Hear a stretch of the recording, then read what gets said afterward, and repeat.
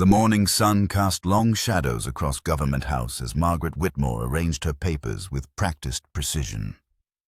The heavy oak desk bore the weight of the Empire's bureaucracy, leather-bound ledgers, brass inkwells, and stacks of correspondence awaiting the governor's attention. She smoothed her dark wool skirt and adjusted the high collar that concealed the birthmark spanning her throat, a wine-dark stain that had marked her as different since childhood. Governor Edmund Harwick entered with military bearing, his polished boots echoing against the marble floor. The morning assembly would begin in precisely 30 minutes, and the colony's administrators expected their orders transcribed without error.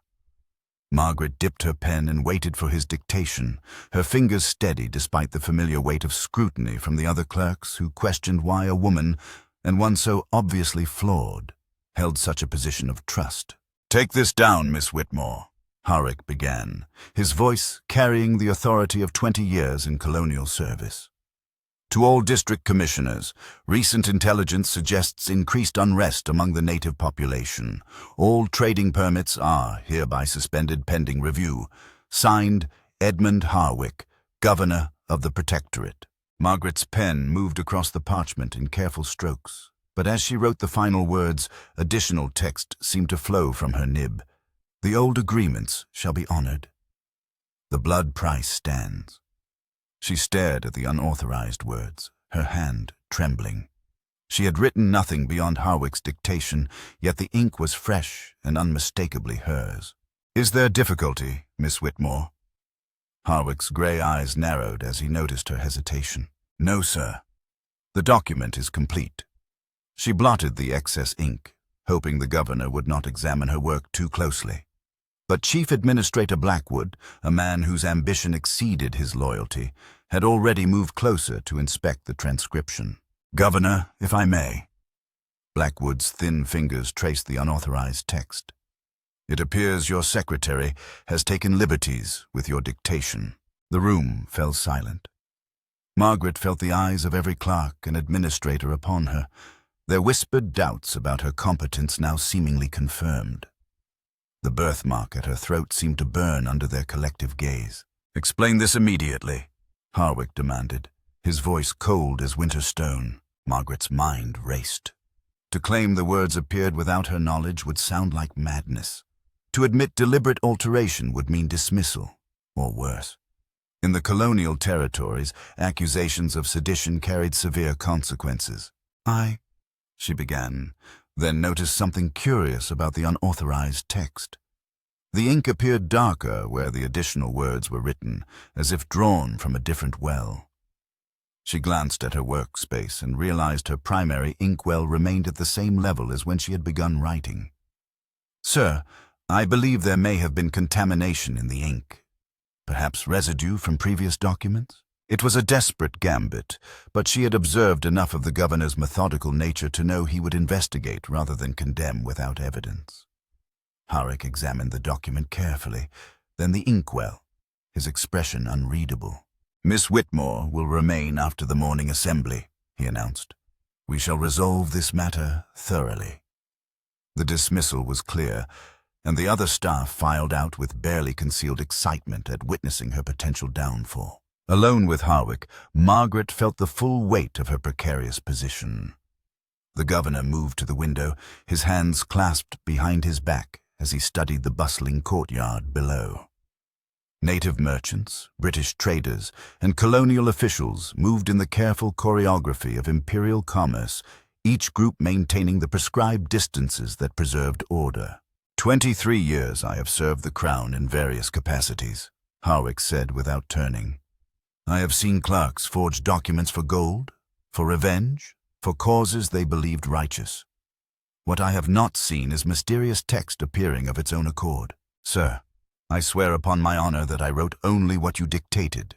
Harwick faced her then, his expression grave. "Your honor, Miss Whitmore, is a luxury you cannot afford. You are here because your skills exceed your station, and your station exists only because I permit it. The birthmark that marks you as different also makes you conspicuous. Should suspicion fall upon this office, you will be the first sacrifice offered to preserve colonial stability." The bluntness of his words struck her like a physical blow. She had always known her position was tenuous, but hearing it stated so plainly reminded her how completely she depended upon his protection. However, Harwick continued, moving to a locked cabinet behind his desk, I am not a man who discards useful tools without proper investigation. He produced a key and opened the cabinet, revealing stacks of documents bound in red ribbon. These are the original colonial charters, Miss Whitmore. The true founding documents of this protectorate. Since you claim no knowledge of how those words appeared on today's correspondence, perhaps you can explain why identical phrases appear in texts written 50 years before your birth. Margaret stared at the ancient parchment he placed before her. The handwriting was different, the paper yellowed with age, but there in the margin was the exact text that had appeared under her pen. The old agreements shall be honored.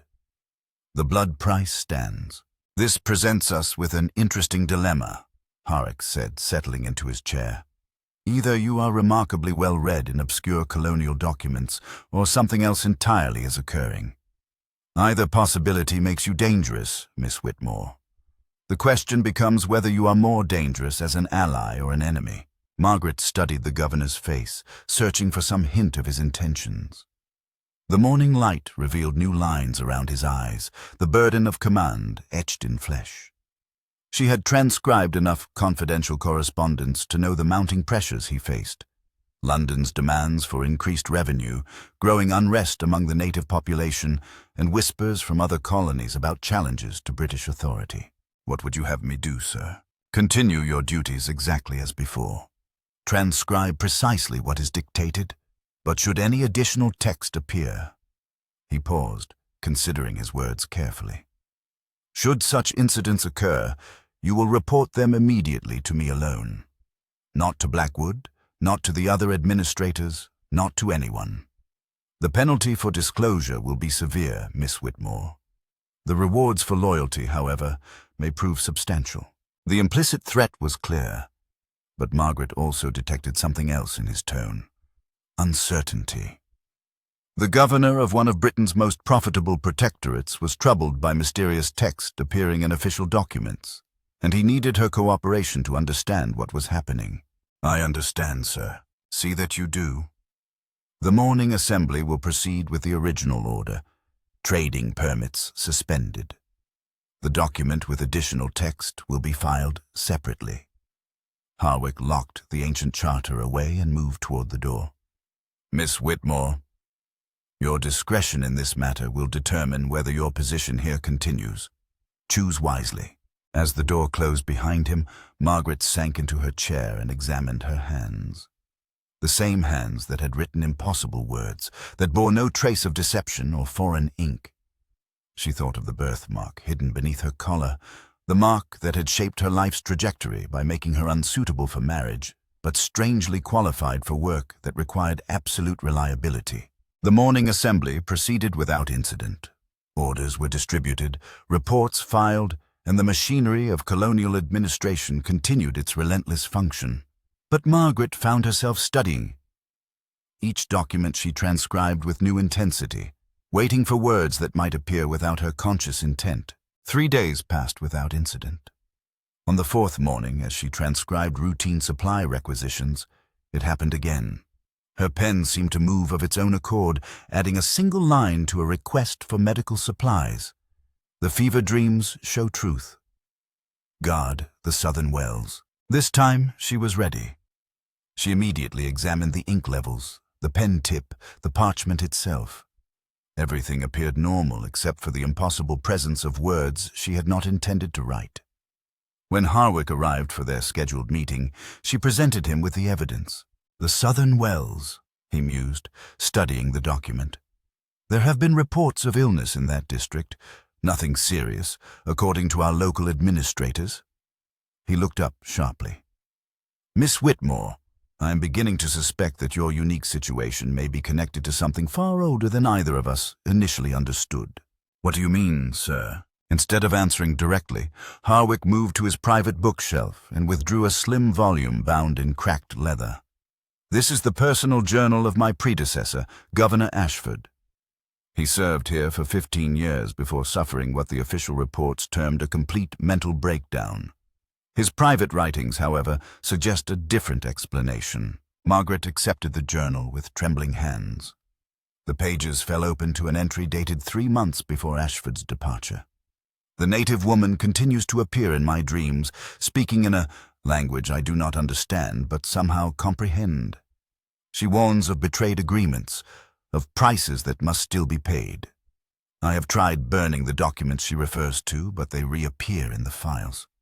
The secretary claims no knowledge, but I suspect she lies. Or perhaps she tells the truth, which would be far worse. Sir, what happened to Governor Ashford's secretary? She disappeared the night before his official departure. Never found, presumed dead. Harwick's voice was carefully neutral. However, certain records suggest she may have been special, marked in some way that made her sensitive to forces others could not perceive. Margaret's hand moved instinctively to her throat, to the birthmark hidden beneath her collar. Are you suggesting that I am suggesting nothing, Miss Whitmore. I am merely observing that unusual circumstances require unusual solutions. Tomorrow morning, I want you to transcribe a specific document, a formal inquiry into the historical treaties between the Crown and the local tribal leaders. If additional text appears, we will know our suspicions are correct. The weight of conspiracy settled upon Margaret's shoulders like a heavy cloak. She was being drawn into something that extended far beyond simple clerical error, something that connected her physical difference to the hidden history of the Protectorate itself. That evening, alone in her modest quarters above the bakery, Margaret examined herself in the mirror. The birthmark that covered her throat and traced upward along her left jaw had always seemed like cruel fate. The mark that prevented normal marriage and forced her into dependence upon work rather than family. Now she wondered if it might be something else entirely, some kind of sign or connection to forces she did not understand. She thought of Governor Ashford's secretary, a woman who had vanished rather than face whatever fate awaited those who became conduits for impossible messages. The smart choice would be to resign her position, to flee the Protectorate before she shared that predecessor's mysterious end. But Margaret had nowhere else to go. Her skills were valuable precisely because they were rare in the colonial territories. Her position with Harwick represented security and purpose that she could find nowhere else. More importantly, she was beginning to suspect that running would not save her from whatever force was using her hand to write messages from the past. The next morning arrived grey and humid, heavy with the promise of seasonal storms. Margaret prepared her workspace with extra care, arranging multiple inkwells and several different pens. If mysterious text was going to appear, she intended to document every detail of the process. Governor Harwick dictated the requested inquiry into historical treaties, his voice steady but his eyes watching her pen with unusual intensity. As Margaret wrote, she felt a strange tingling in her fingers, as if electricity was building beneath her skin. When she reached the formal conclusion of the document, her hand moved again without conscious direction. This time, the additional text was longer and more specific. The Treaty of 1807 was signed in blood by 3 chiefs and sealed, with promises the Crown has broken. 7 sacred sites were protected by law. 5 have been violated. The debt grows with each transgression. Margaret Whitmore bears the mark of the witness. She will see what others cannot, write what others dare not. The choice approaches. Margaret set down her pen and stared at the impossible words. Her own name appeared in text she had not consciously written, connecting her directly to whatever force was communicating through her hand. "Sir," she whispered, "I think we may be in considerable danger." The Colonial Council chamber buzzed with tension as administrators filed in for the emergency session. Margaret sat at her designated desk beside the governor's chair, acutely aware that every eye in the room seemed to linger on her longer than necessary. Word of the mysterious additions to official documents had spread despite Harwick's attempts at secrecy, and Chief Administrator Blackwood wore the satisfied expression of a man who sensed opportunity in another's misfortune. "Gentlemen," Governor Harwick began, his voice carrying across the mahogany-paneled room, "we gather today to address concerns regarding the integrity of our official correspondence. Recent anomalies have been discovered, and we must ensure the Crown's business proceeds without compromise. District Commissioner Walsh, a red-faced man whose years in the tropics had left him perpetually irritable, leaned forward in his chair. Governor, with respect, we all know what these anomalies are. Your secretary has been adding unauthorized text to colonial documents. The question is whether this represents incompetence or deliberate sabotage. Margaret felt her face flush, but she kept her eyes fixed on the blank parchment before her. The birthmark beneath her collar seemed to burn with shame and anger. She had transcribed Walsh's private correspondence often enough to know his own relationship with accuracy was flexible when it served his interests. Commissioner Walsh raises valid concerns, Blackwood interjected smoothly. However, I believe the matter requires more thorough investigation. Miss Whitmore, would you be so kind as to explain how text appears in your handwriting without your knowledge? The trap was expertly laid. To claim supernatural intervention would mark her as mad. To admit deliberate falsification would confirm their suspicions of sabotage. Margaret chose a third path, one that required considerable courage. Gentlemen, I propose a demonstration. Give me any document to transcribe while you observe directly. If unauthorized text appears, you will witness the phenomenon yourselves. The room fell silent. Several administrators exchanged glances, clearly unprepared for such directness. Governor Harwick's expression remained neutral, but Margaret caught a slight nod of approval. Very well, Walsh declared, producing a folded paper from his jacket. This is a routine supply request for my district. Transcribe it exactly as written, with no additions or modifications. Margaret accepted the document and began copying its contents. The familiar tingling sensation built in her fingers as she wrote, and she felt the room's collective attention like physical weight. When she reached the final line requesting additional medical supplies, her hand moved independently once again. The additional text materialized in her unmistakable script. Commissioner Walsh hides the true casualty counts. The fever spreads because the sacred springs have been poisoned. 12 natives dead, not 3 as reported. The ancestors demand justice. Walsh's face drained of color. This is preposterous. How could she possibly know? He stopped abruptly, realizing his words confirmed rather than denied the accuracy of the unauthorized information. Know what, Commissioner? Harwick's voice was dangerously quiet. That you have misrepresented casualty figures in your district reports. The room erupted in whispered conversations. Margaret realized she had inadvertently exposed actual corruption, lending credibility to her claims of involuntary writing. But Walsh's fury was now directed entirely at her, and she understood that making an enemy of a district commissioner would have serious consequences. Governor Harwick, announced Dr. Pemberton, the colony's chief medical officer. I received unofficial reports from native sources suggesting disease outbreaks in Walsh's district. If Miss Whitmore somehow has access to accurate information, perhaps we should investigate rather than condemn. Margaret felt a surge of unexpected gratitude toward the elderly doctor.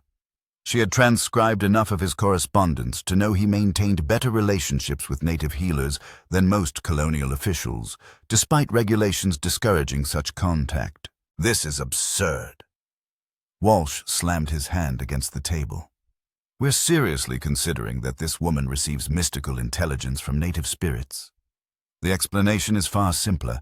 She's in contact with seditious elements and using her position to spread their propaganda. Commissioner Walsh, Harwick said with measured calm, you will submit revised casualty reports for your district by tomorrow morning. Dr. Pemberton will accompany an inspection team to verify the situation firsthand. He turned to address the full assembly. Until this matter is resolved, all official documents will be transcribed under direct supervision. Margaret understood the implications immediately. Her every action would be scrutinized, her unusual ability turned into a form of imprisonment. Worse, Walsh's accusation of seditious contact would follow her, making her position even more precarious. As the assembly dispersed, Blackwood approached her desk with predatory satisfaction. Miss Whitmore, I trust you understand that extraordinary circumstances require extraordinary precautions. You will be escorted to and from your quarters each day. Your correspondence will be monitored. Any unauthorized contact with local populations will be reported immediately.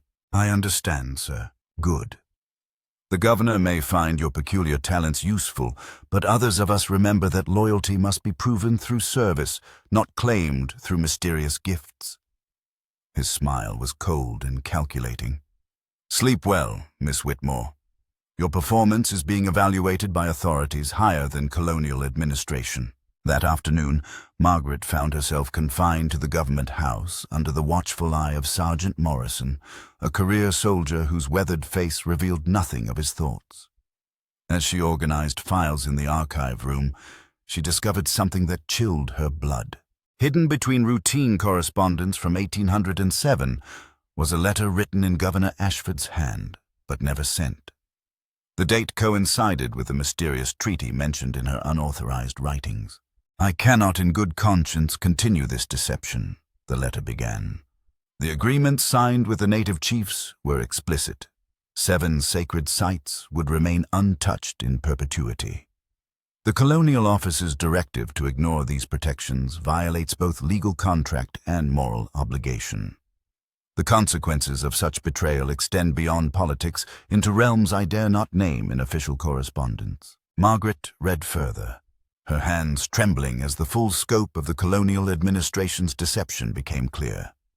The profitable mining operations, the expanded agricultural settlements, the strategic military positions, all had been built on lands explicitly protected by treaty.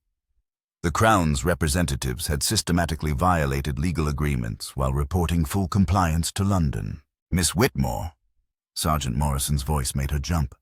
Time to return to quarters. She folded the letter quickly, slipping it into her sleeve. The risk was enormous, but she needed to understand the full extent of what her mysterious ability was revealing. As Morrison escorted her through the evening streets, Margaret noticed unusual activity around the native quarter. Groups of colonial police moved with purpose, conducting searches and questioning residents. What's happening, Sergeant? Commissioner Walsh's orders. Looking for seditious materials, native unrest organizers, the usual troublemakers. Morrison's tone suggested he found such operations routine, if not entirely pleasant. Margaret's stomach knotted. Walsh was using her accusations of mystical communication to justify harassment of the local population. Her attempt to prove her innocence had provided excuse for exactly the kind of oppression the mysterious messages seemed to warn against. In her small room above the bakery, Margaret lit a single candle and examined Ashford's hidden letter more carefully. The governor's private correspondence revealed a man torn between duty to the Crown and recognition of moral wrong. His breakdown, she realized, might have been less about madness and more about the impossible position created by institutional betrayal. A soft knock at her door interrupted her thoughts.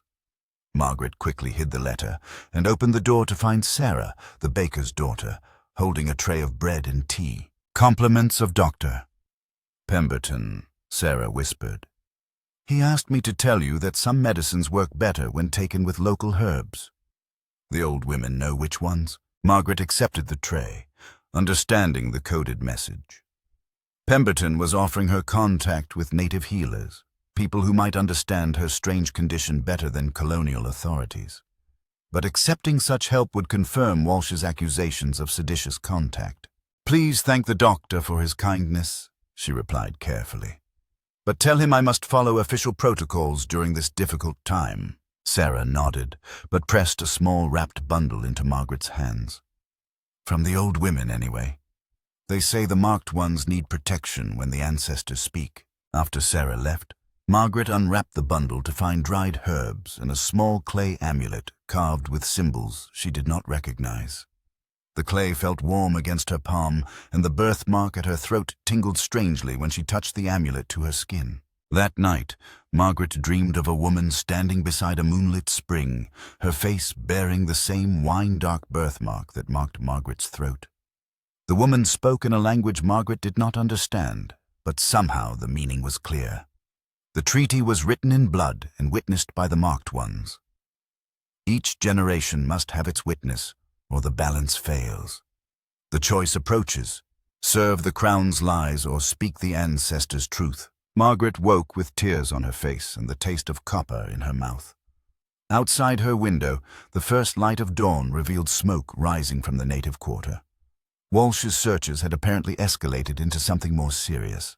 The next morning brought chaos to Government House. Dr. Pemberton arrived with grim news from his inspection of Walsh's district. The disease outbreak was far worse than reported, and evidence suggested contamination of water sources near mining operations. Meanwhile, reports flooded in of arrests and property destruction in the native quarter during overnight police actions.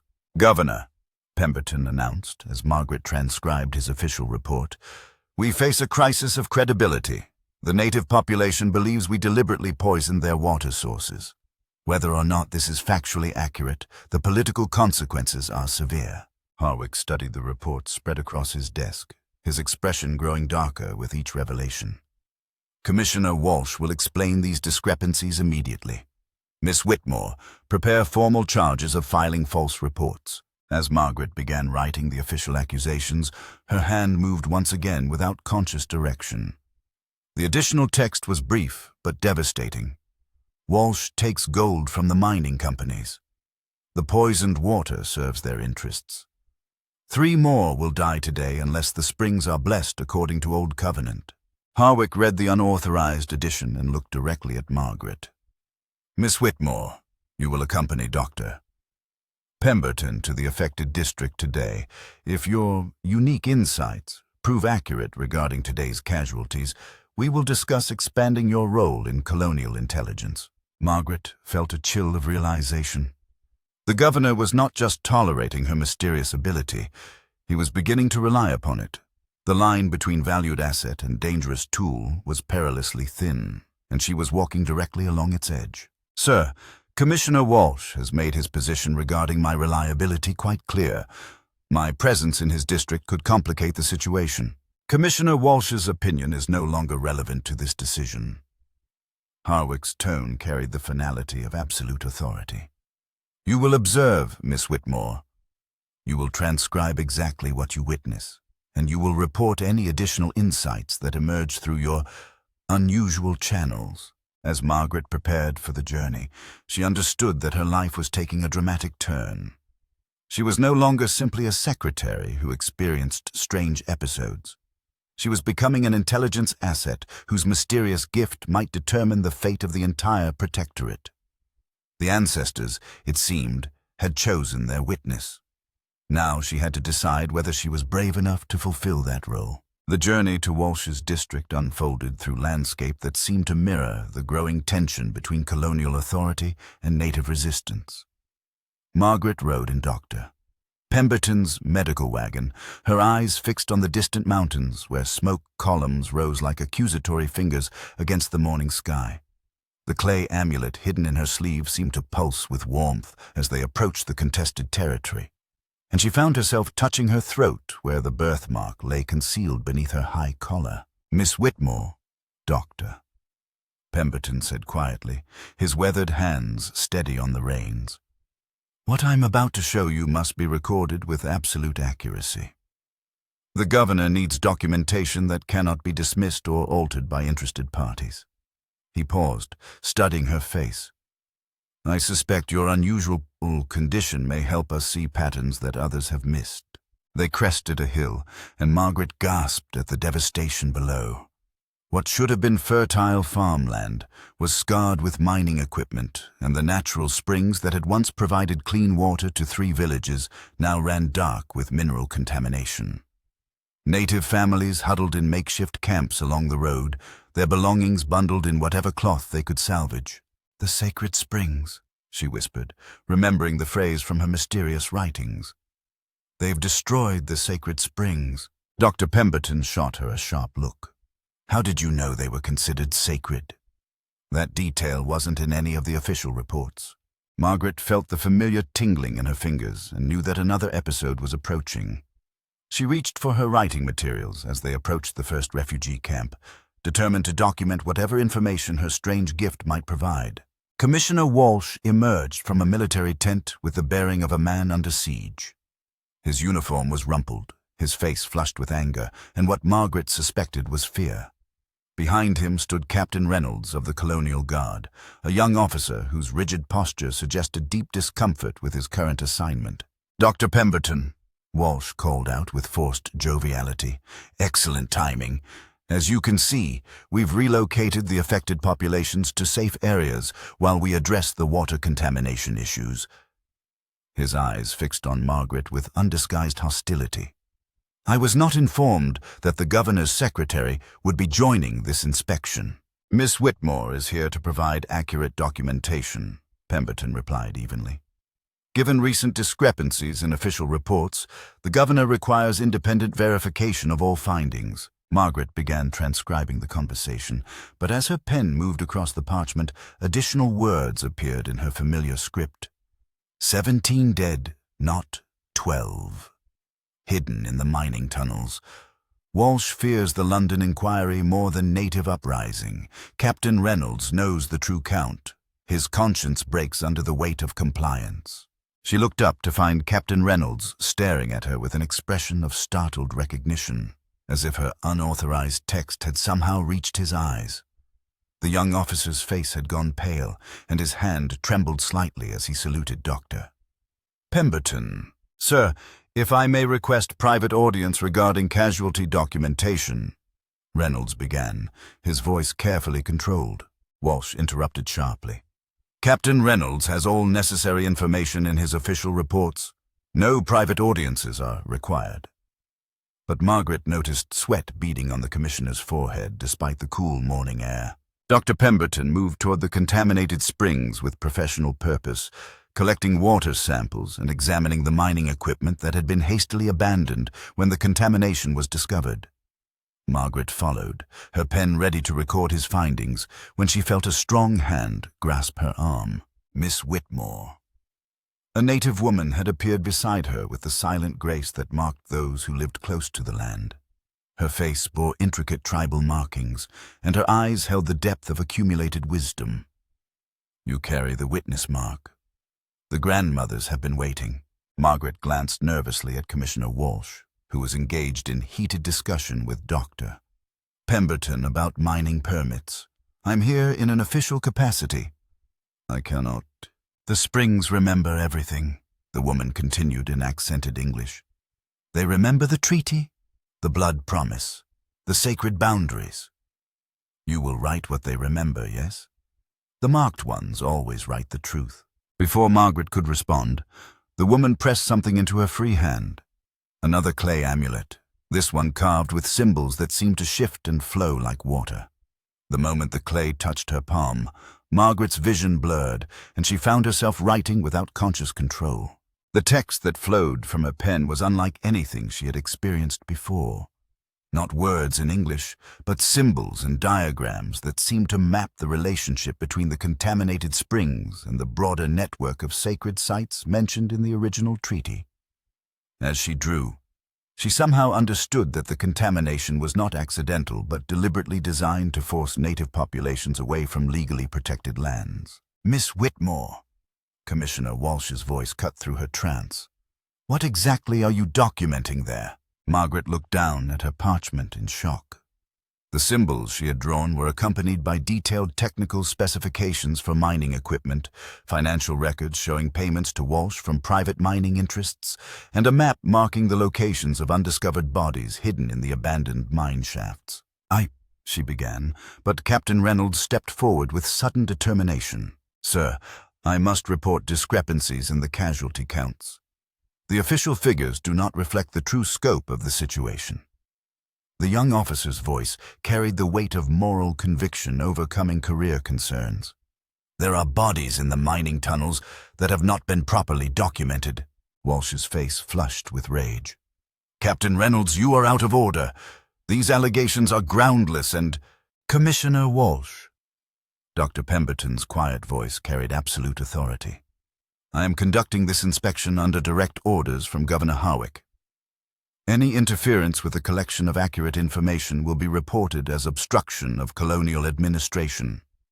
He moved to examine Margaret's mysterious documentation. "Miss Whitmore, these diagrams appear to show mining operations that were not disclosed in the official permits." Margaret realized she was at the center of a confrontation that would determine not just her own fate, but the entire colony's relationship with both the native population and the Crown's representatives in London. The information flowing through her mysterious gift was exposing a web of corruption that extended far beyond simple casualty reports. "The grandmothers say the treaty must be honored," the native woman said softly, her words carrying to the entire group. "The marked witness has returned to speak the ancestors' truth. The balance must be restored, or the sickness spreads beyond these springs to all the colony." Commissioner Walsh drew his sidearm with shaking hands. "I will not stand here and listen to seditious nonsense from native agitators and hysterical secretaries. This inspection is concluded." The moment stretched taut with danger. Margaret understood that Walsh's desperation might drive him to violence against anyone who threatened to expose his corruption, but she also realized that her mysterious gift had provided exactly the evidence Dr. Pemberton needed to document the true scope of the crisis. Captain Reynolds placed his hand on his own weapon. "Commissioner Walsh, I respectfully suggest you reconsider your current course of action. Dr. Pemberton is conducting official colonial business under Governor Harwick's direct authority." "Official business?" Walsh laughed bitterly. "We're taking testimony from witchwomen and treating mysterious scribbling as intelligence reports. This entire inspection is a farce designed to undermine legitimate colonial authority." Margaret felt the clay amulet grow warm in her palm, and her hand began moving across the parchment once again. This time, the additional text was written in clear English that everyone present could read. The mine collapse was not accidental. Walsh ordered explosives to seal the evidence. 17 bodies buried. The sacred covenant requires justice for the dead, protection for the living, and restoration of the poisoned waters according to ancient law. Dr. Pemberton read the unauthorized text aloud, his voice carrying across the refugee camp. Native families began gathering, their faces showing a mixture of hope and desperate determination. Margaret realized that her mysterious writings had just accused a senior colonial official of murder and cover-up in front of witnesses from both communities. "This is treason," Walsh whispered, his weapon still trained on the small group around the contaminated spring. "I represent the Crown's authority in this district. These accusations are seditious lies designed to incite native uprising against legitimate government." "Commissioner Walsh," Dr. Pemberton said with deliberate calm, "you will surrender your weapon and submit to investigation. The evidence suggests serious crimes have been committed, and proper colonial justice requires thorough inquiry." Margaret watched the standoff develop with growing terror. Her mysterious gift had exposed the truth, but truth in the colonial territories was often less important than maintaining stability. Walsh's desperation might lead him to eliminate witnesses rather than face London's justice. The native woman stepped forward, her weathered hands raised in a gesture of ritual significance. "The springs speak through the marked one. The ancestors demand justice. If the Crown's law will not serve, the old law remains." Around the camp, Margaret noticed more native families approaching, many carrying traditional weapons alongside their meager possessions. The confrontation was escalating beyond colonial administration into something that might reshape the entire balance of power in the Protectorate. Captain Reynolds made his choice with military precision. In a single swift movement, he disarmed Commissioner Walsh and secured the weapon. "Sir, you are under arrest pending investigation of the charges documented by Miss Whitmore and corroborated by evidence at this location." Walsh collapsed to his knees, his career and life destroyed by revelations that seemed to flow from sources beyond normal understanding. "You don't comprehend what you've done," he whispered. "The mining interests have agreements with authorities far above colonial administration. This investigation will destroy more than just my career." Margaret felt a chill of realization. Her mysterious gift had not just exposed local corruption, but had apparently uncovered a conspiracy that extended to the highest levels of imperial authority. The price of truth, she was beginning to understand, might be higher than anyone was prepared to pay. Dr. Pemberton began collecting physical evidence from the mining site, while Captain Reynolds organized the documentation of hidden casualties. But Margaret found herself drawn to the contaminated spring itself, where the water ran dark with industrial poison. As she knelt beside the poisoned water, her hand moved once more across the parchment. The final message of the day was brief but ominous. The London partners will silence all witnesses. Margaret Whitmore has 3 days to choose: flee or stand with the treaty people. The ancestors cannot protect those who serve 2 masters. The emergency assembly convened at sunset with the weight of crisis pressing against Government House like a gathering storm. Margaret sat beside Governor Harwick's chair, her hands trembling as she arranged the documentation that would either establish her credibility or seal her fate. Chief Administrator Blackwood paced near the windows, his calculating gaze fixed on the native encampments that had sprung up around the colonial district since news of the contaminated springs had spread. "Gentlemen," Harwick began, his voice carrying the authority of a man who had made irreversible decisions. "We face circumstances that test the very foundation of colonial administration. The evidence collected by Dr. Pemberton confirms serious violations of both Crown law and treaty obligations. More troubling still are the implications of foreign commercial interference and territorial governance." District Commissioner Morrison, recently arrived from the eastern provinces, leaned forward with obvious concern. "Governor, the reports from Miss Whitmore's unusual documentation suggest corruption extending to London itself. If these allegations prove accurate, we risk investigation by imperial authority rather than simple colonial review." Margaret felt the familiar tingling in her fingers as she prepared to transcribe the proceedings. The clay amulet hidden in her sleeve had grown warm since their return from Walsh's district, and she suspected another episode was approaching. The birthmark beneath her collar seemed to burn with anticipation of whatever message might emerge. "The question before us," Blackwood interjected smoothly, "is whether we trust intelligence gathered through supernatural means over established administrative channels. Miss Whitmore's claims are extraordinary, but the political consequences of acting upon them are severe." Governor Harwick studied the assembled administrators with the calculation of a career military officer evaluating tactical options. "Dr. Pemberton, present your findings regarding the mining operations and casualty figures." Dr. Pemberton rose with grim purpose. "The physical evidence confirms 17 deaths, not the 3 reported in official documents. The mining equipment was deliberately positioned to contaminate sacred springs protected under the original colonial treaty.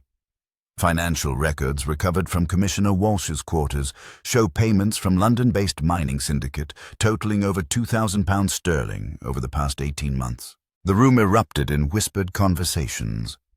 Margaret began transcribing the discussion, but as her pen moved across the parchment, additional text began flowing in her distinctive script. "The London partners arrive tomorrow on the merchant vessel Prosperity.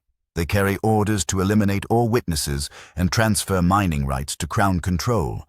3 colonial officials will be offered promotions to secure compliance.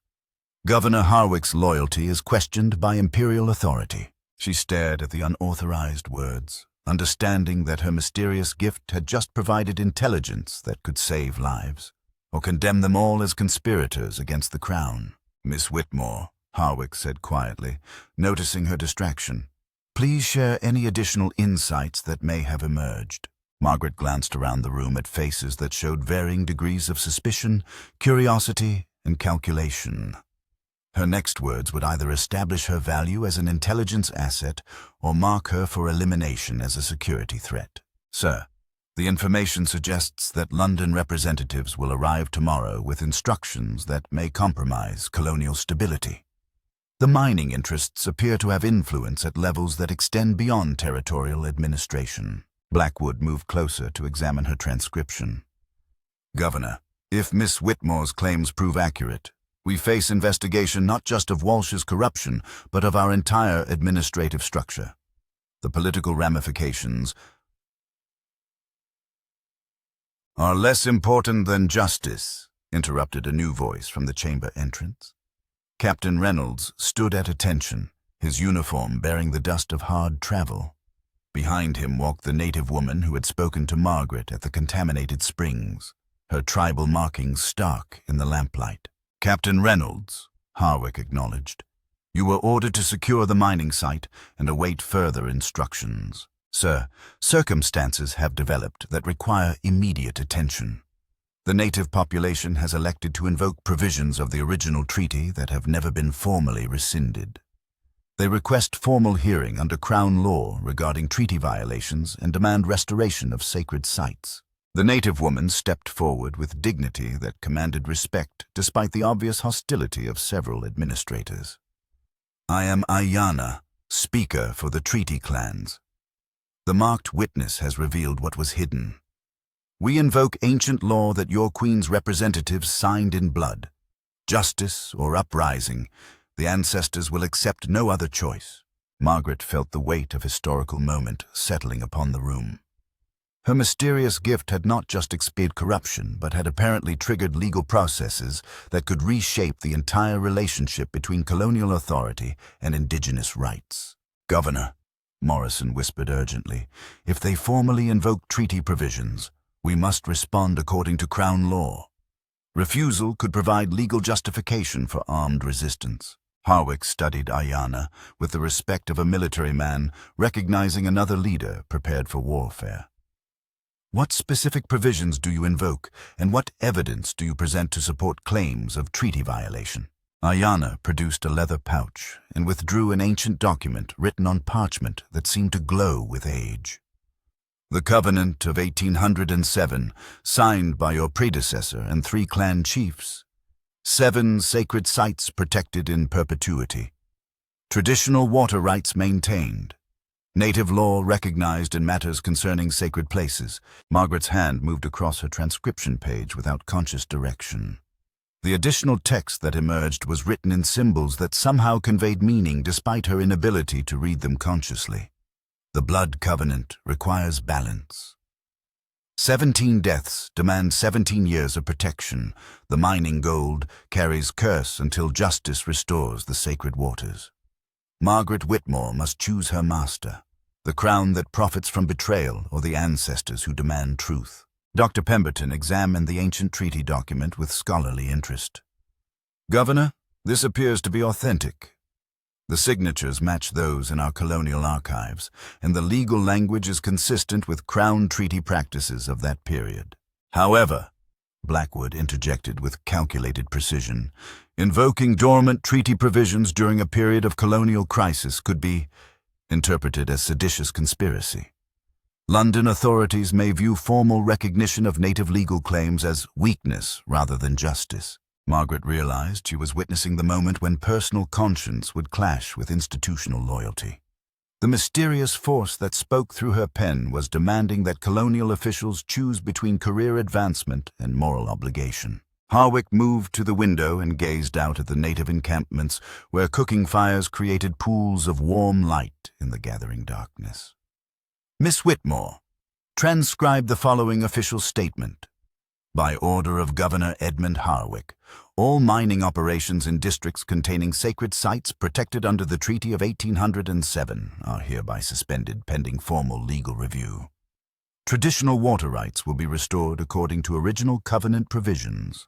The room fell silent as the full implications of his declaration became clear. Margaret wrote the governor's words, but her hand continued moving to add unauthorized text.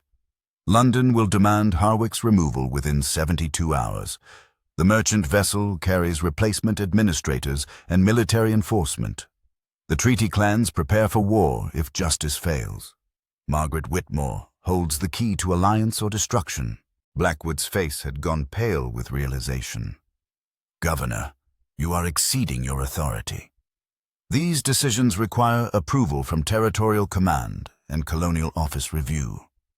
The consequences are mine to bear," Harwick finished quietly. "Captain Reynolds, you will escort Miss Whitmore and Ayanna to secure quarters within Government House. They are under official protection pending resolution of this matter." As the assembly dispersed, Margaret found herself walking beside Ayanna through the corridors of colonial power. The native woman's presence seemed to make the building itself feel different, as if ancient forces were awakening after long slumber. "The spirits speak truly through you," Ayanna said softly. But truth is dangerous to those who profit from lies. The marked ones must choose their path carefully. What happened to Governor Ashford's secretary? The woman who disappeared? Ayanna's weathered face showed deep sadness. She chose the ancestors over the crown. They gave her new life with the treaty people, but she could never return to the white world. Such choices cannot be undone. Margaret touched the clay amulet hidden in her sleeve, feeling its warmth pulse like a heartbeat. The messages that come through my pen, are they from spirits or from some other source? Does the source matter when the truth serves justice? Ayanna paused at the entrance to the guest quarters. Tomorrow, when the London ships arrive, you must decide whether you serve the crown that denies its promises or the ancestors who remember every betrayal. The marked witness cannot serve two masters. That night, Margaret lay awake listening to the sounds of preparation drifting from the native camps. Drums beat in rhythms that seemed to echo the pulse of the clay amulet, and occasionally she heard voices raised in what sounded like war songs. Through her window, she could see the lights of ships anchored in the harbor, waiting for dawn to bring whatever forces London had dispatched to resolve the colonial crisis. Near midnight, a soft knock at her door interrupted her restless thoughts. She opened it to find Governor Harwick, his uniform replaced by simple traveling clothes. "Miss Whitmore, walk with me." His voice carried the weight of a man who had made decisions that could not be reversed. They moved through the darkened corridors to his private study, where maps and documents covered every surface. The locked cabinet containing the original colonial charters stood open, its contents spread across his desk. "I have spent the evening reviewing every treaty, every agreement, every promise made by Crown representatives to the native population over the past 50 years, Harwick said quietly. "The pattern of betrayal is systematic and deliberate. Walsh was merely one tool in a larger design to seize protected lands for commercial exploitation." Margaret studied the evidence spread before them. Forged documents, falsified reports, and communications revealing the scope of the conspiracy between colonial administrators and London commercial interests. "Sir, what will you do when the London representatives arrive?" Harwick moved to his window and gazed out at the harbor where ships waited like sleeping predators. "I will honor my oath to serve Crown justice rather than Crown profit. The consequences for my career are irrelevant compared to the moral obligation created by these revelations." Margaret felt her hand move to her writing materials without conscious thought. As her pen touched parchment, words flowed in her mysterious script. "Governor Edmund Harwick will face charges of exceeding authority and inciting native rebellion. The replacement administrator carries orders for military suppression of treaty claims. Margaret Whitmore must testify before imperial authority or face elimination as security threat. The choice approaches: speak truth to power or become another disappeared witness." Harwick read the unauthorized text with the calm of a man who had already calculated the probable cost of his decisions. "Miss Whitmore, tomorrow morning you will have the opportunity to present your unusual gifts to authorities who possess power to either validate your claims or destroy everyone connected to them. Are you prepared for that responsibility?" Margaret thought of Ayanna's words about serving two masters, of the previous secretary who had vanished rather than face such a choice, of the 17 dead whose voices seemed to speak through her pen demanding justice. "Governor, I believe I must serve truth rather than convenience, regardless of the consequences." "Then God help us both," Harwick said quietly. "Because tomorrow we discover whether the Crown's justice extends to protecting those who exhaust the Crown's crimes." The morning sun cast sharp shadows across Government House as 3 ships from London disgorged their passengers onto the colonial docks. Margaret stood at the window of Governor Harwick's office, watching imperial authority representatives march up from the harbor with military precision. Their leader, a tall man in the distinctive blue uniform of the Colonial Investigation Service, carried himself with the bearing of one accustomed to absolute power over distant territories. "Inspector General Mortimer," Governor Harwick announced grimly, reading from the official communication that had arrived with the dawn. 28 years in colonial service, specializing in what London terms administrative irregularities. His record includes the suppression of 3 native uprisings and the restructuring of 7 colonial governments. Margaret arranged her transcription materials with trembling hands. The clay amulet hidden in her sleeve had grown cold as ice since the ship's arrival, and the birthmark beneath her collar ached with a pain that seemed to pulse in rhythm with her heartbeat. She understood that the coming confrontation would determine not just her personal fate, but the future relationship between colonial authority and indigenous rights throughout the empire. "Miss Whitmore," Harwick said quietly, "Inspector General Mortimer will demand a demonstration of your unusual abilities. You must decide whether to reveal the full extent of your gift or maintain the pretense that your writings result from conventional intelligence gathering." Before Margaret could respond, the office doors burst open without ceremony. Inspector General Mortimer entered with 4 armed escorts, his pale eyes surveying the room with the methodical assessment of a predator evaluating potential threats. Behind him walked Chief Administrator Blackwood, whose satisfied expression revealed where his ultimate loyalties resided. "Governor Harwick," Mortimer began without preamble, his voice carrying the crisp authority of imperial command. "You stand accused of exceeding administrative authority, inciting native rebellion, and conspiring with seditious elements to undermine Crown commercial interests. These are serious charges that require immediate investigation." Margaret began transcribing the confrontation, but as her pen moved across the parchment, additional text began flowing in her distinctive script. "Mortimer carries sealed orders for military suppression, Harwick to be arrested within the hour, native leaders targeted for elimination, Margaret Whitmore designated as security risk, permanent silence required." She stared at the unauthorized words, realizing that her mysterious gift was providing intelligence about planned violence against everyone who had supported the treaty claims. The choice Ayanna had spoken of was no longer theoretical. Within hours, she might face death for possessing knowledge too dangerous for imperial authority to permit. "Inspector General," Harwick replied with military composure, "I have acted within my authority to investigate treaty violations and administrative corruption. The evidence supports immediate action to prevent further legal violations." Mortimer moved to examine the documents spread across Harwick's desk, his trained eyes assessing the scope of evidence that had been gathered. "Governor, these so-called treaty violations concern commercial development of unused territorial lands. The original agreements were negotiated under circumstances that no longer apply to modern colonial requirements." Margaret felt the familiar tingling in her fingers as her hand moved independently across the parchment. The additional text that emerged was longer and more specific than any previous episode. "The London Syndicate has purchased Imperial Authority cooperation. Mortimer owns shares in 3 mining operations. The Queen's representatives have been bought by the same commercial interests they pretend to investigate. Justice requires witnesses willing to die for truth." Inspector General Mortimer's attention fixed on Margaret's transcription with the intensity of a man recognizing immediate danger. "Miss Whitmore, you will surrender those documents for official review. Unauthorized additions to formal proceedings constitute seditious activity under Colonial Administration Code." Margaret understood that handing over her transcriptions would provide Mortimer with evidence of her mysterious abilities while simultaneously eliminating the documentary proof for his corruption.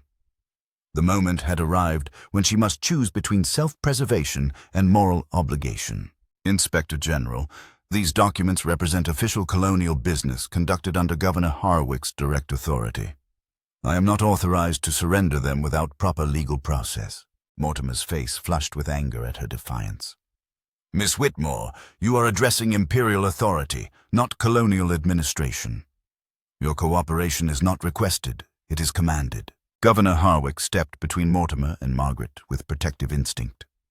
"Inspector General, Miss Whitmore is under official colonial protection pending investigation of her unique intelligence capabilities.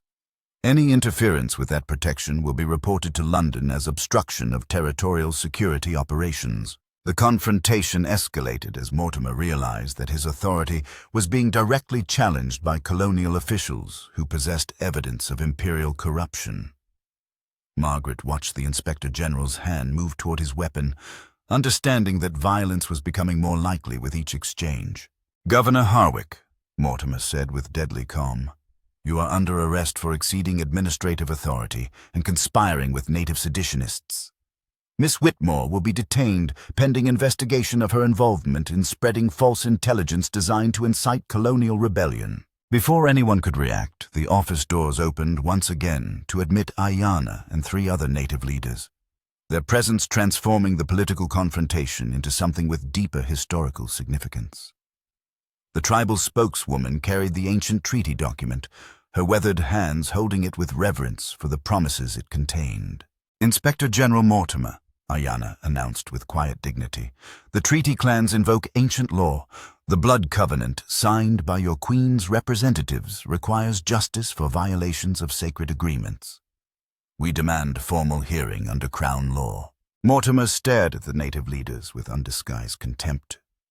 "This is colonial territory under imperial administration. Native populations have no legal standing to make demands of crown representatives." Margaret's hand moved across her parchment without conscious direction, and the words that emerged were written in the strange symbols that had appeared before. "The ancient law predates imperial authority. Treaties signed in blood carry power beyond political convenience. Mortimer fears what he cannot understand. Justice that serves truth rather than profit." Ayanna read the unauthorized text over Margaret's shoulder, her face showing deep recognition. "The marked witness speaks the ancestors' truth. The blood covenant binds all who signed, including the crown's representatives who inherited their promises." Inspector General Mortimer drew his weapon with military precision. "This gathering is now declared seditious conspiracy against imperial authority. All participants are under arrest pending transfer to London for trial." The moment stretched taut with the potential for violence that could reshape the entire colonial relationship. Margaret realized that her mysterious gift had brought them to a crisis point where truth and power would clash with potentially deadly consequences. Captain Reynolds appeared in the doorway with a squad of colonial soldiers, their weapons ready but their loyalty clearly divided between imperial commands and colonial justice. "Inspector General, sir, what are your orders regarding the disposition of the prisoners?" Margaret felt the clay amulet grow warm in her sleeve as her hand moved once more across the parchment. The final message was brief but carried the weight of historical inevitability. "Choose this moment. Serve the crown's lies or die for the ancestors' truth. No middle path remains. Margaret Whitmore's decision determines whether justice lives or dies in this colony." She looked around the room at faces that showed fear, determination, anger, and calculation. Governor Harwick awaited arrest for honoring his moral obligations. Ayanna and her people faced elimination for demanding justice under laws their ancestors had negotiated in good faith. Inspector General Mortimer represented imperial power corrupted by commercial interests that profited from systematic betrayal. Margaret stood, her transcription materials in hand, and faced Inspector General Mortimer with courage born of moral clarity. "Sir, I formally request that these proceedings be recorded for transmission to Her Majesty's government. The evidence of treaty violations and administrative corruption requires review by authorities higher than colonial or imperial administration." Mortimer's weapon remained trained on her, but his expression showed uncertainty.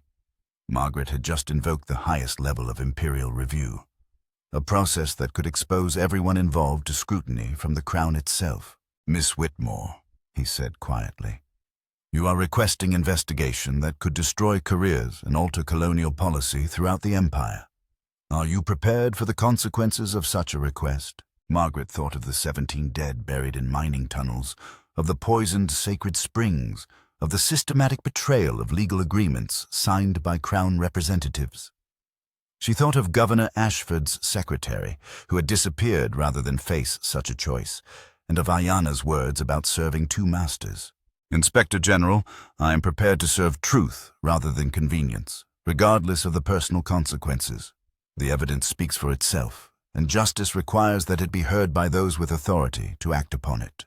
The room fell silent as everyone present understood that Margaret had just committed herself to a path that would either vindicate the treaty claims or result in her elimination as a security threat. Her mysterious gift had brought them to this moment of choice, and now she must face whatever consequences emerged from speaking truth to imperial power. Inspector General Mortimer holstered his weapon with visible reluctance. "Very well, Miss Whitmore.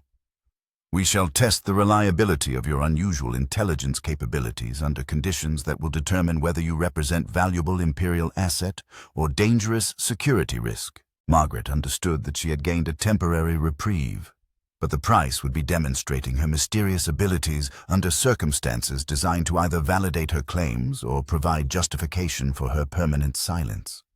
The ancestors had chosen their witness, and now she must prove worthy of that terrible honor. The formal hearing convened in the Grand Assembly Hall with representatives from London, colonial administration, and the treaty clans arranged in careful configuration that acknowledged the historical significance of the proceedings. Margaret sat at a witness table facing Inspector General Mortimer, her transcription materials arranged with military precision. The birthmark beneath her collar throbbed with intensity that seemed to pulse in harmony with the ancient treaty document displayed on the central podium. "Miss Margaret Whitmore," announced Lord Justice Pemberton, the senior imperial representative who had arrived on the final ship from London. "You stand before this tribunal to demonstrate the intelligence capabilities that have been reported through irregular channels.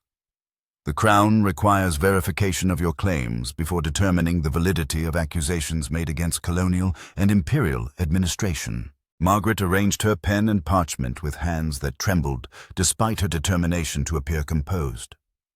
Around the hall she could see faces that represented every faction involved in the crisis: Governor Harwick under armed guard, Ayanna and the native leaders maintaining dignified silence, Inspector General Mortimer, whose career depended upon discrediting her testimony, and Chief Administrator Blackwood, whose calculating gaze suggested he was preparing to align himself with whichever side demonstrated greater power.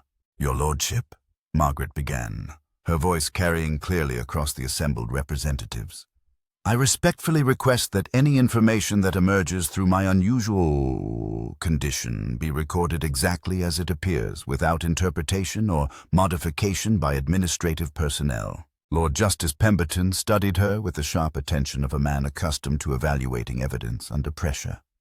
"Miss Whitmore, you may proceed with your demonstration. However, be advised that extraordinary claims require extraordinary evidence. The implications of your alleged abilities extend far beyond this colonial dispute." Margaret dipped her pen and began transcribing the formal opening of the hearing. But within moments, she felt the familiar sensation of her hand moving independently. The additional text that emerged was unlike any previous episode: longer, more detailed, and written with urgent intensity. "Lord Justice Pemberton carries secret instructions to validate imperial commercial interests regardless of evidence. The London Syndicate has purchased investigation outcomes through political influence extending to parliamentary levels. However, Queen Victoria's personal secretary has received independent reports of colonial treaty violations. Her Majesty demands justice under Crown law, not commercial convenience. The witness mark connects Margaret Whitmore to covenant powers that predate imperial authority. Truth will be spoken regardless of political consequences." The unauthorized text filled nearly half the parchment, its implications sending shockwaves through the assembled representatives. Lord Justice Pemberton's face showed surprise that appeared genuine, suggesting that Margaret's mysterious gift had revealed information unknown even to senior imperial authority. "Miss Whitmore," Lord Justice Pemberton said carefully, "these are serious accusations regarding the integrity of imperial investigation processes. Do you maintain that this text appeared without your conscious knowledge or intent?" "Your Lordship, I swear upon my honor that I wrote only the official transcription." The additional text emerged through the same mysterious process that has been documented throughout this colonial crisis. Inspector General Mortimer rose with visible agitation. "Lord Justice Pemberton, we are being asked to accept supernatural intelligence as evidence in matters of imperial security. This proceeding has devolved into primitive superstition rather than proper legal investigation." Ayanna stood from her place among the treaty representatives, her tribal markings stark in the formal lighting. "Lord Justice Pemberton, the marked witness speaks with voices that your Queen's ancestors recognized in the blood covenant. Ancient law requires that such testimony be heard when sacred agreements face violation." Margaret felt her hand move across the parchment once again, and the symbols that emerged were the same flowing script that had appeared at the contaminated springs. But this time, she found herself speaking the meaning aloud as she wrote. The Treaty of 1807 was witnessed by powers that endure beyond political change. 17 sacred sites were protected by covenant, signed in blood, and sealed with promises that bind the crown in perpetuity. 5 sites have been violated through commercial conspiracy that corrupts imperial justice. The debt of betrayal grows with each broken promise. Margaret Whitmore bears the witness mark that connects mortal justice to eternal law. Choose this moment. Honor the covenant or face consequences that extend beyond colonial rebellion to spiritual judgment. The hall fell silent as the full implications of her words became clear. Margaret had just claimed that her mysterious abilities represented connection to forces that predated and superseded imperial authority itself. Lord Justice Pemberton examined the ancient treaty document with scholarly attention, comparing its provisions to the evidence that had been gathered regarding mining operations and treaty violations.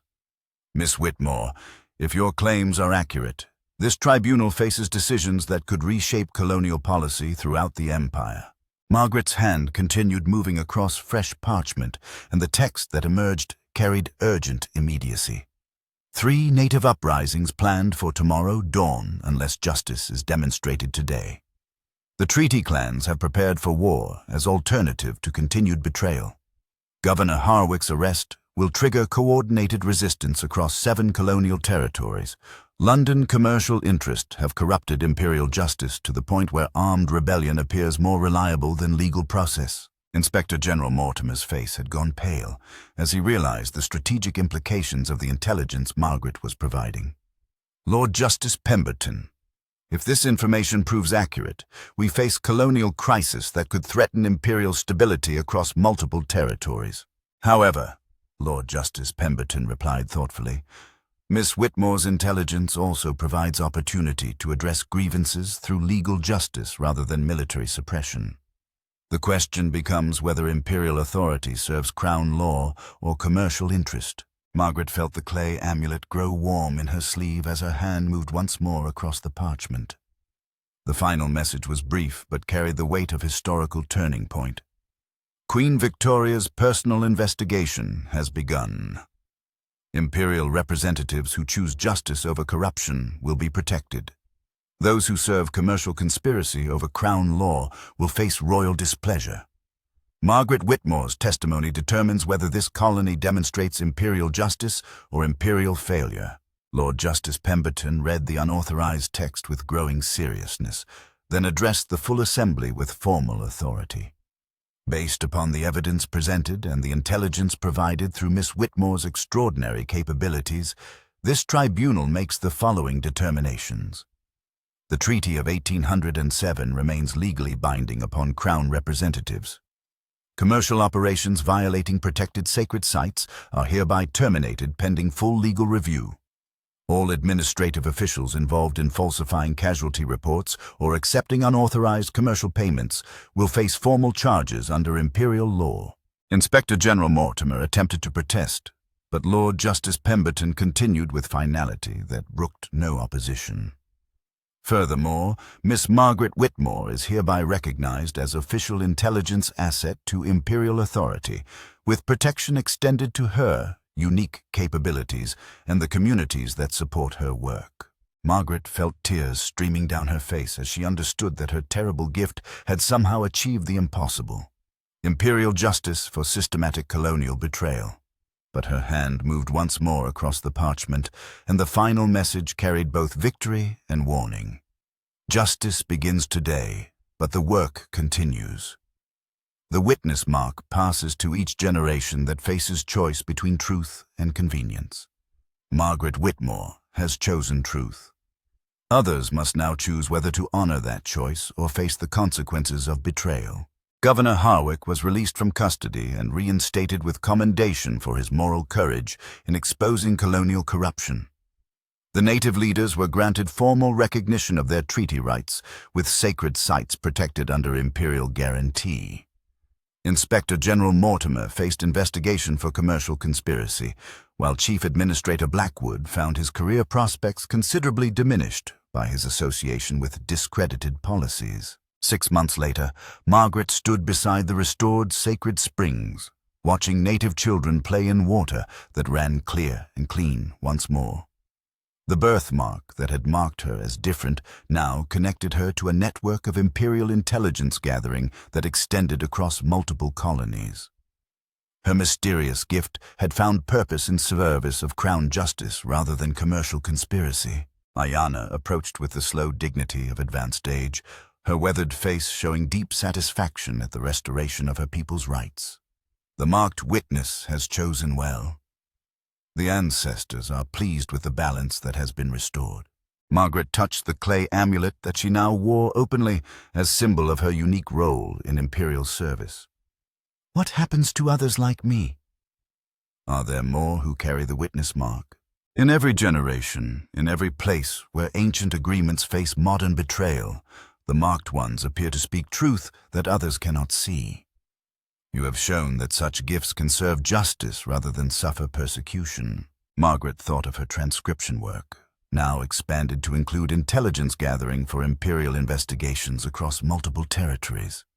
Her mysterious abilities had transformed from curse into calling, connecting her to purposes larger than individual survival.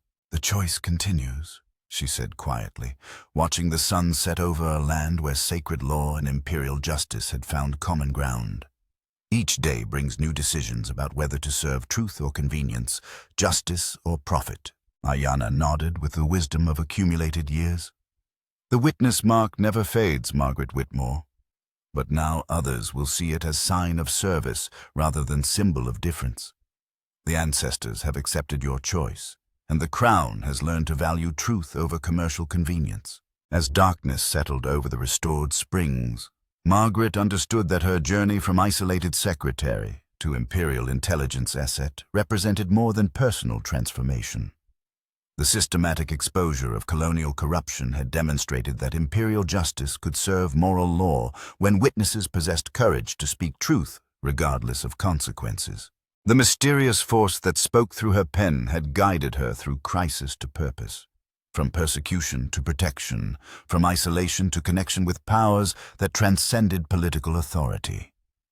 The witness mark would continue to appear in each generation that faced choice between truth and betrayal, ensuring that ancient promises received modern protection. Margaret Whitmore had chosen to serve the ancestors' truth rather than the crown's convenience, and in doing so had discovered that true imperial authority required moral courage rather than commercial corruption. The balance had been restored, but vigilance would be required to maintain it. The choice would always remain: serve truth or suffer the consequences of betrayal. But now, Margaret knew she would not face that choice alone.